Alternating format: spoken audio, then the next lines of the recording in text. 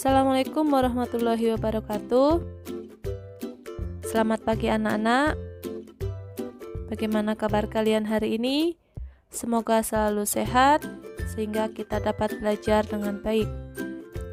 Hari ini kita akan belajar tema 2 yaitu persatuan dalam perbedaan. Subtema 1 yaitu rukun dalam perbedaan, pembelajaran ke-1. Silahkan kalian berdoa dahulu sebelum belajar.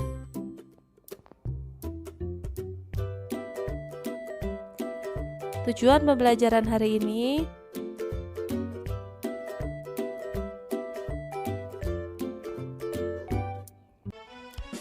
anak-anak, proklamasi kemerdekaan menjadi tonggak sejarah bagi perjuangan bangsa Indonesia. Meskipun terdiri atas suku yang berbeda, rakyat Indonesia bersatu dalam memproklamirkan kemerdekaan negara Indonesia. Setiap tanggal 17 Agustus, rakyat Indonesia selalu mendengar petugas upacara membacakan teks proklamasi. Sebagian rakyat juga bisa mendengarnya dari radio atau tempat lain. Teks proklamasi yang dibacakan memiliki sejarah bagi bangsa Indonesia. Teks tersebut adalah teks proklamasi kemerdekaan negara Indonesia. Coba sekarang kalian amati tulisan berikut, yaitu tentang teks proklamasi.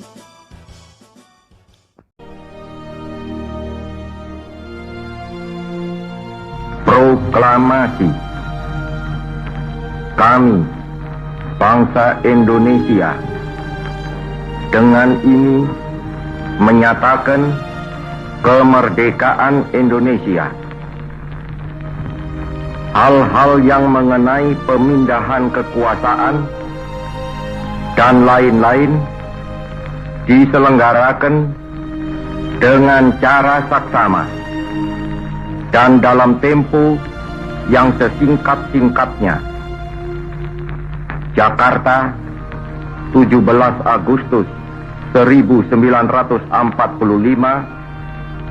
atas nama bangsa Indonesia, Soekarno, Hatta.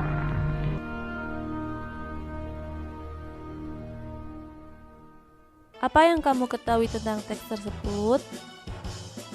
Ya, teks proklamasi adalah sebuah teks yang ditulis sebagai bukti kemerdekaan negara Indonesia yang diatasnamakan kepada bangsa Indonesia dan ditandatangani oleh Soekarno dan Muhammad Hatta.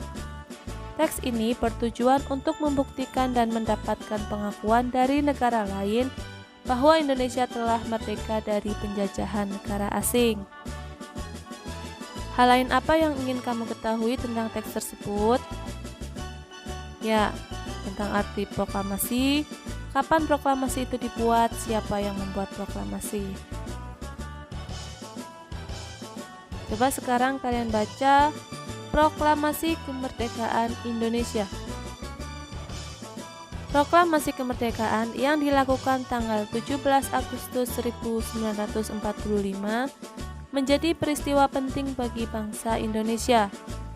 Peristiwa tersebut menjadi tonggak sejarah di mana bangsa Indonesia berhak atas kemerdekaan dan wajib mempertahankannya.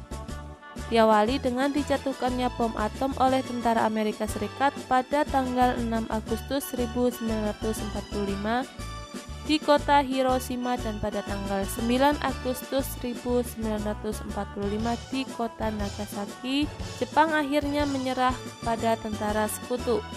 Peristiwa ini dijadikan kesempatan oleh bangsa Indonesia untuk segera membebaskan diri dari penjajahan bangsa Jepang. Teks proklamasi ditulis di rumah Laksamana Tadashi Maeda, Jalan Imam Bonjol nomor 1. Para penyusun teks proklamasi adalah Insinyur Soekarno, Dr. Andes Muhammad Hatta, dan Ahmad Subarjo. Konsep teks proklamasi ditulis oleh Insinyur Soekarno. Saat itu hadir pula B.M. Dia, Sayuti Melik, Sukarni, dan Sudiro. Sukarni mengusulkan agar yang menandatangani teks proklamasi itu adalah Insinyur Soekarno dan Dr. Andes Muhammad Hatta atas nama bangsa Indonesia. Teks proklamasi diketik oleh Sayuti Melik. Pagi harinya 17 Agustus 1945 di kediaman Soekarno, Jalan Pegangsaan Timur nomor 56 telah hadir antara lain Suwiryo, Wilopo, Gafar Pringgodikdo, Tabrani, dan Trimurti. Acara dimulai pada pukul 10 dengan pembacaan proklamasi oleh Soekarno dan disambung pidato singkat tanpa teks. Kemudian bendera merah putih yang telah dijahit oleh Ibu Fatmawati dikibarkan.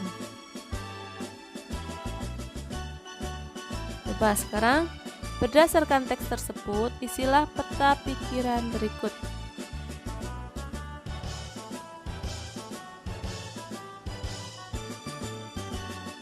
Yaitu tentang proklamasi kemerdekaan Indonesia. Kalian cari apa itu proklamasi, kemudian mengapa terjadi proklamasi, siapa yang membacakan, di mana, kapan, dan bagaimana.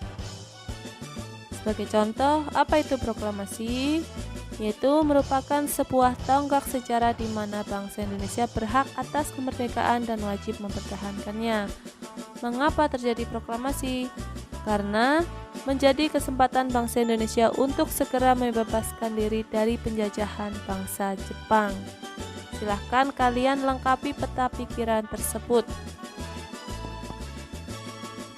Selanjutnya, menjelang proklamasi kemerdekaan, perbedaan daerah, agama, dan suku bangsa bukanlah penghalang bagi generasi muda dan generasi tua untuk berkumpul. Perbedaan pendapat sempat terjadi, namun akhirnya mereka bersatu padu untuk memproklamirkan kemerdekaan Indonesia. Pada waktu itu, semangat persatuan sangat menonjol. Bangsa Indonesia memiliki tekad yang kuat. Tidak ada jalan lain dalam usaha memproklamirkan kemerdekaan kecuali menjalin persatuan dan kesatuan. Hal ini mencerminkan kerukunan dalam perbedaan. Bersatu dalam perbedaan yang merupakan landasan dari persatuan sudah menjadi tatanan kehidupan masyarakat Indonesia sejak dulu. Hal tersebut juga ditunjukkan ketika masa menjelang proklamasi kemerdekaan Indonesia. Bacalah teks tentang proklamasi kemerdekaan sekali lagi. Coba kalian tuliskan makna proklamasi kemerdekaan Indonesia bagi bangsa Indonesia pada kolom berikut. Ya, mananya yaitu sebagai puncak perjuangan Indonesia, pengakuan kepada dunia luar, menaikkan martabat bangsa, perjuangan sebagai negara baru, dan tonggak sejarah negara Indonesia. Yang pertama yaitu sebagai puncak perjuangan Indonesia. Bangsa Indonesia telah dijajah selama bertahun-tahun oleh negara-negara Eropa sampai Jepang. Penduduk dengan latar belakang yang berbeda bersatu untuk melawan penjajah. Proklamasi kemerdekaan merupakan hasil dari perjuangan para pahlawan. Yang kedua merupakan pengakuan kepada dunia luar. Dengan membacakan teks proklamasi, Indonesia mengumumkan kepada dunia luar bahwa Indonesia adalah negara yang merdeka. Pengakuan ini atau de facto diikuti oleh pengakuan dari negara lain yaitu de jure. Kemudian yang ketiga yaitu menaikkan martabat bangsa. Pembacaan teks proklamasi memberikan pesan kepada negara lain bahwa Indonesia adalah negara yang bebas dari penjajahan, negara yang memiliki martabat, dan negara yang mandiri. Perjuangan sebagai negara baru. Indonesia adalah negara yang dibangun oleh rakyat dan untuk rakyat. Negara Indonesia adalah negara mandiri yang tidak tergantung kepada negara lain. Kemudian yang terakhir yaitu sebagai tonggak sejarah negara Indonesia. Pembacaan teks proklamasi merupakan awal dari masa kemerdekaan Indonesia yang terbebas dari belenggu penjajahan. Tahukah kamu bahwa diperlukan kemampuan untuk melakukan penyesuaian atau adaptasi ketika kita ingin menciptakan kerukunan dalam perbedaan? Masih ingatkah kamu pepatah di mana bumi dipijak, di sana langit dijunjung? Pepatah ini mempunyai makna apabila kita berada di tempat yang baru, maka kita perlu menyesuaikan diri dengan keadaan setempat agar kita bisa diterima dan hidup berdampingan dengan damai. Hal ini juga berlaku pada tumbuhan. Agar keberlangsungan hidupnya terjamin, maka tumbuhan harus mampu melakukan adaptasi sesuai kondisi lingkungannya. Bagaimana cara tumbuhan beradaptasi? Ayo kita pelajari. Coba baca tentang bunga teratai. Tahukah kamu bunga teratai? Iya, tanaman ini tumbuh di air. Agar dapat menyesuaikan diri, tanaman ini memiliki akar di bawah air. Tangkai daunnya tumbuh menjalar sehingga daun teratai dapat mengapung di air. Daun teratai bundar dan lebar. Fungsinya adalah agar daun dapat menyerap cahaya matahari sebanyak-banyaknya. Hal ini akan berdampak saat penguapan air dan berfotosintesis. Daun teratai memiliki larutan yang bermanfaat sebagai pembersih daun. Teratai memiliki batang dengan rongga di dalamnya. Rongga ini berfungsi untuk membawa oksigen ke batang dan akar. Meskipun akar berada di dalam air, akar masih tetap dapat bernapas.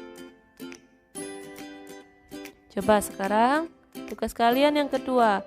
Pilih salah satu tanaman, lalu temukan ciri-ciri dan cara beradaptasinya.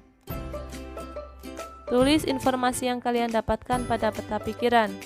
Seperti tadi ya, contohnya di sini adalah bunga teratai. Apa itu bunga teratai? Yaitu teratai adalah tanaman yang tumbuh di air.